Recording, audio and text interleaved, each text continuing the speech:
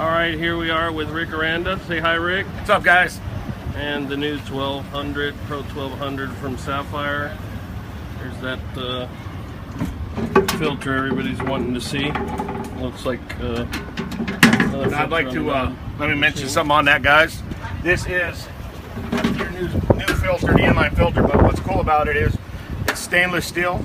You can see the high grade of it, and it's actually welded all the way through to the stainless steel top also.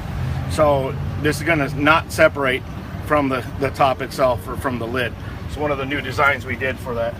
That's nice. I noticed the van's already on. If we could yes, sir. Turn it on and see. So we have two settings, one for vacuum and vacuum pump. Okay. This low, that's 900 RPMs. Medium is 1100 RPMs. High is 1300. You run it on medium most of the time? I would say majority of the time you're going to run it on medium, but realistically, because we're at only 1300 RPMs on our max or on our high level, you're not going to be consuming near as much fuel, but get the optimum usage out of the machine itself. So I would say realistically, because of our RPMs and settings, I'd run it on high most of the time.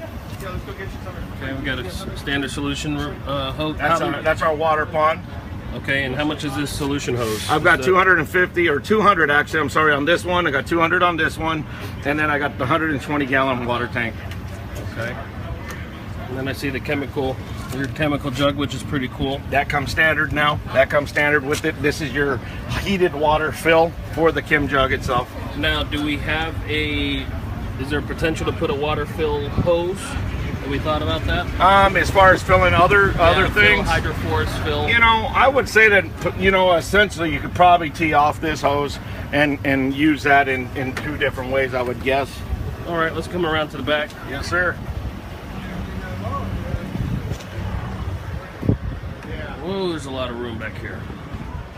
Of course, so from that water pond to here is six feet. Yeah, 6 feet and some. Yeah, I got it set up nice. Anything you want to add to that? Yeah, what we're trying to do is like put you guys in it, essentially put yourself in what you would do. This is a real world usage setup on here, configuration. 2 chem shells on here. You can fill those up. We actually have the little hose hooks or the hooks for your rakes. We try to put a place for every single component that you guys are utilizing. I noticed in a picture I saw somewhere that this is where the Upholstery Pro goes. Yes, sir. That works pretty well. Doesn't keep falling off of there or anything? No. I mean, and really this is a little tight to this here, so it really keeps it in, but you really don't have a problem with it, and because you've got the head goes here and here's where the hose hangs. Now, is all of this y'all's, or is this the way the van comes? No, we actually did that. That was an update. We upgraded ourselves and we put all this in because we want to, although we're out of Phoenix and you're in a hot, warmer climate, a lot of our guys are out in the cold weather climates, and so that's insulated, and we understand they're going to have to do that type of stuff. So that's insulated walls, kind of a safeguard. Cool. Let's take a picture inside the cab. See yeah, what we got. I'll meet you on the other side. Coming through. Make our way around here. In the passenger door. So one of the biggest setbacks for the CDS or PTO units, whatever you want to call it, the clutch drive or direct drive systems, one of the biggest setbacks was always the cost, the upfront cost of installation. And we're very aware of that also. So what our engineers did was they created a template. You see this here, this is a multi-purpose or dual purpose. This here is protecting your yaw sensor that's located between the 2 seats. It's protecting it from any kind of potential damage, but it also acts as shielding. This shield right here. And it acts as a template. You see it goes to the studs on the two. Oh, okay, to the two sides. Yeah, and so it essentially places your pillar on the back side over here. So it places the pillar, which is where what your drive shaft's going to connect to. You bolt that to there, and you don't have to worry about where you're going to put it.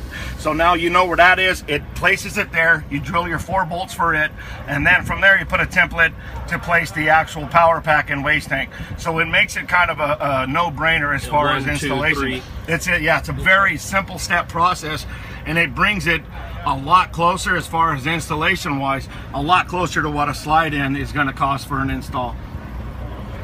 11 screws right here, 11 screws from here, and that's your belt guard. And the belt change after you get the belt guard off takes you less than 10 minutes. I saw a tensioner. It's self-tensioning? It's a self-tensioning. It's nice. A self-tensioner. You take a good crescent wrench, pull down on it, roll the old belts off, put the new ones on. All right, show us the clutch system inside the truck, inside the engine compartment here, for those that are... So that lends itself once again to the much quicker installation process. Now what we're doing is we actually have the clutch, and we just relocate your alternator down to one side, put your clutch inside, and we are now using on our drive shaft, it's U-joints instead, so it's not a solid drive shaft that's sealed. We're kind of happy with that. And then repair costs will be down as well. Substantially, absolutely, substantially, and it's a single belt system now too. And how much power are you transferring through that clutch? You're going to run out of there, I think we're about 72 foot-pounds, I believe, is what we're running, and that's set up at 120 foot-pounds of torque. Wow. Well, anything else you want to add to this?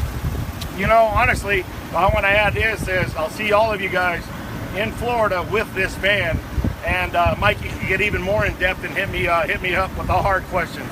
All right, thanks, Rick. Yes, sir.